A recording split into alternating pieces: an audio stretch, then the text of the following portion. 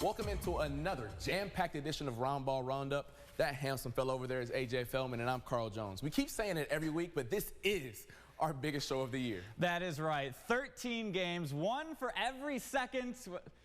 Well, never mind. Sorry, Bills fans. And we start off tonight with a good one. Irondequoit boys hosting Thomas. Titans just snapped Menden's 27-game winning streak, looking to break IQ's 8-gamer. Third quarter, Titans up 6. Sean Linder coast to coast with the Euro. Thomas up 37-33 heading to the fourth. Titans start the quarter hot. Sean Mason hits the three as Thomas gets the first 5 of the frame.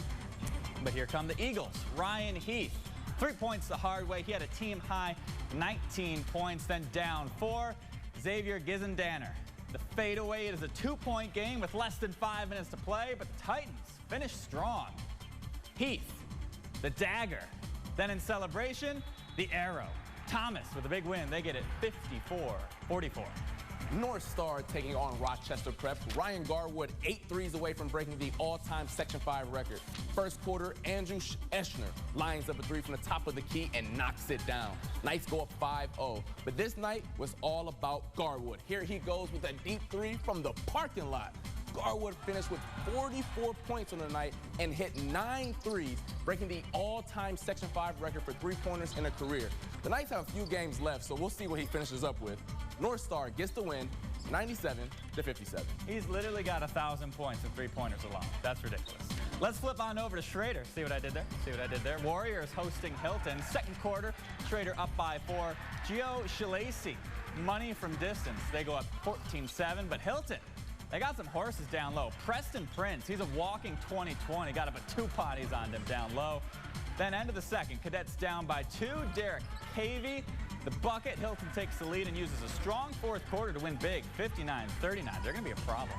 And out to Brighton, the Bruins taking on Gates Chili. We go to the second quarter, Spartans down 5. Kenny Meacham with the scoop layup. Looking like my 2K My Player. I see you, Mr. Mitchum. Ensuing possession for the Brooms. Try-Give Watkins with the nice take to the cup, putting Brighton back up 5. 30 seconds left in the half now. Reggie Smith Jr. muscling his way to the red for the finish. Brighton protects home court as they get the win, 69-63. Let's head into some city action. Wilson hosting 10-2 Aquinas. Lil Irish start off strong. Jack Blyer, sharpshooter, good from behind the arc. Then it's Miles Blackwood, draws on the defense, kicks it out to his brother Mason for 3. Aquinas opens the game on an 18-3 run. End of the first, getting out in transition. Mason sends it down.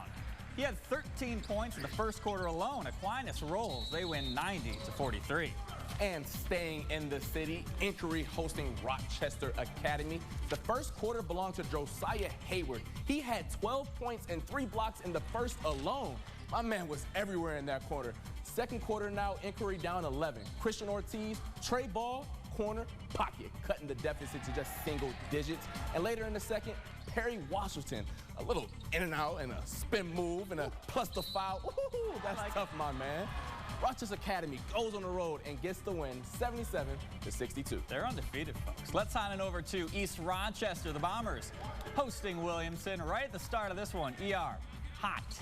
Eli Tanner, the freshman. Cash money. Bombers open up on a 7-0 run. Marauders start to settle in. Troy Ingram works his way into traffic, gets the bucket to fall, makes it a 3-point game. End of the quarter. Shamar Irving goes baseline. With a name like Irving's got to have some finesse. Bombers only allow 12 points in the second half. They win 54-34. I see what you did there, AJ. N.E. Douglas looking for their 3rd win in a row, taking on Churchville Chili. First quarter, Chris James, little spin move and up and under right there. We love to see that. My man looking smooth out there. Next trip down for the Saints. Jason Gibbs, green bean. The Saints take a 5-2 lead in the first, and midway through the quarter, Gibbs with the no-look pass to his man Robert Munding. Churchville Chili cruising to victory in this one as they get the win, 77-41. Penfield girls looking up to even the score with Fairport. They lost round 1. This one was a defensive slugfest. We go to the fourth with the Patriots trailing 22-16. Grace Alexander with a nice layup to cut into the deficit a bit. Next trip down for Fairport, Ella Maybon on the block and hits Abigail Smith for the mid-range J. And less than a minute later, Bella Pucci, if you hadn't heard of her, she's good, folks. Very, very good. That three makes it a 9-point lead. And then later in the quarter, Smith puts the game away with this fast break layup. Fairport pulls out the win in a low-scoring affair, 34-26. We love the defense. Let's get back to Irondequoit for the girls' version of Eagles-Titans. This one also good. End of the first quarter, off the steal, coast to coast for Maddie Kelly, beats the buzzer. She had a team-high 18 points, Titan down 4 after 1. In the second, Layla Rosario, 2 defenders in her face. She doesn't care. She tallied 17 on the night as the Eagles go up 16-10. Later, Ella Brennan with the corner three. This one goes to overtime. Irondequoit comes out with the win by 4. They take it 60-56. And out to Hilton, the Lady Cadets hosting Schrader. We pick things up in the third. Warriors up 36-24.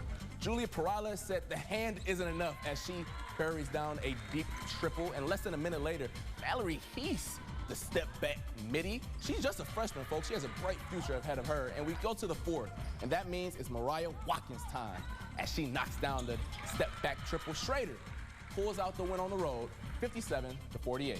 And we end our night we go to Spencerport, 13-1 Canandaigua, paying a visit to the Rangers. Start of this one, Braves come out firing. Abby Herod dishes to Liv Shore. Canandaigua starts on a 9-0 run.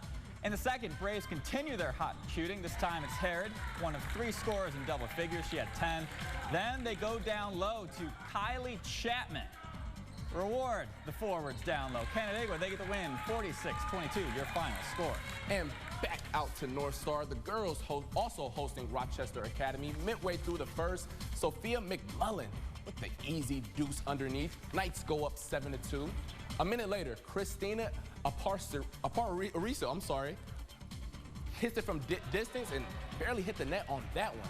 Less than 30 seconds left in the first, Abby Eschner joins in on the party with a triple of her own. North Star cruises to victory, 52-26. Coming up after the break, Brian Dable heading to the Giants, but is he going to take anyone with him? And the Amherst snap out of their slump in dramatic fashion. But first, here's some more Section 5 scores.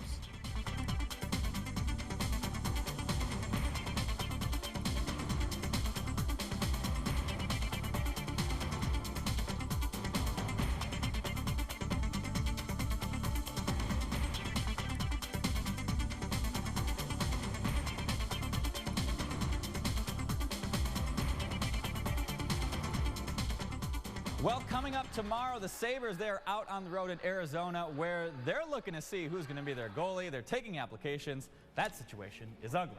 And the Orange look to finally get a big win as 17-4 Wake Forest comes to the Dome with a primetime showdown. And also tomorrow, it's Carl's birthday. Everyone wish Carl a happy birthday. Happy birthday, Carl. But that's all the time we have for you tonight. Tune in next week, same time, same place, for the best high school hoops coverage around. For Carl Jones, I'm AJ Feldman. Have a great rest of your night.